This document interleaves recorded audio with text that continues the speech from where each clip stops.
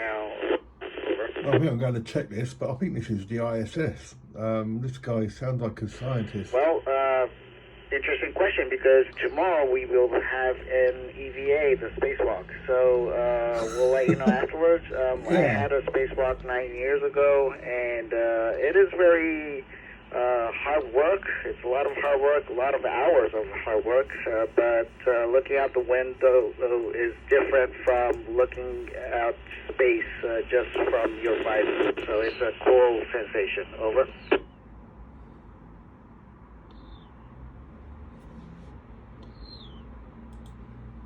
That's an interesting question.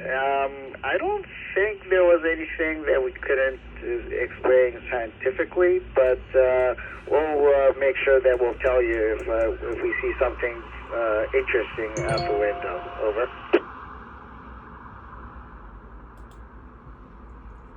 I'm just looking up what 2 meter frequencies they might use. But hey, man, this is That's a good, interesting, and great here we question. go. 145, 80 megahertz. The International Space Station revolves around the Earth in 90 minutes, so it's going very, very fast. We do have experiments or payloads outside, which is looking at the sky and doing some space observations. But I don't think it's looking at one particular planet, but it's looking at the entire sky and gathering data. Over.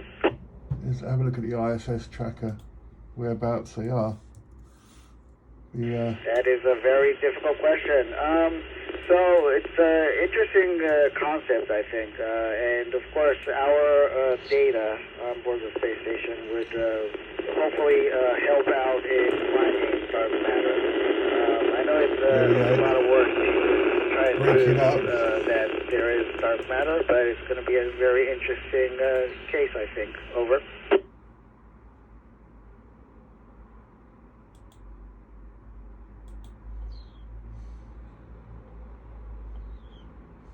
Yes, so in zero gravity, if we don't do anything, our muscles and bones will... So, Thursday, 4:59 a.m. I don't know if that's local time or anything. But here we go, I mean, that's sighting time. Every single day, that is our Over. That's really cool. Hearing the ISS for the first time. With the diamond antenna. I don't know how much power these guys have got on the ISS. So for me, sleeping is not an issue. I can sleep anywhere and anytime, and especially on orbit, I do not feel that sleeping is a problem. But the first couple of days, you are still getting used to microgravity. So if you wake up in the middle of the night, you might feel like you are lost. Over. I wonder how long I'm about to pick them up for.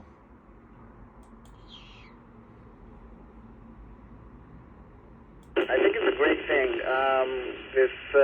With all the private companies pitching in to expand the horizon, I think it's the way to go. And then a lot of other people, just Korea astronauts, can come to space and do their own projects. And they start getting low over the horizon. Go to further places like Moon and Mars. And obviously though, I'm a different orientation to the lower satellites, but I tend to find with lower satellites, once they're below... So 2050 means about 30 years from now, and it's going to be your generation to make it happen. 5 degrees on the horizon. Very optimistic. There we go. Yeah, really off the coast.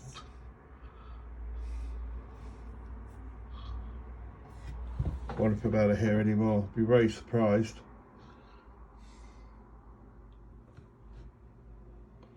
Oh, I'm going to do this again. I'm going to look at what times they pass overhead and tune into 145 800. Yeah. Cool start to the day. It's 9 o'clock. I better do some work. 2E0FWE, listening to the ISS. Amazing, absolutely amazing.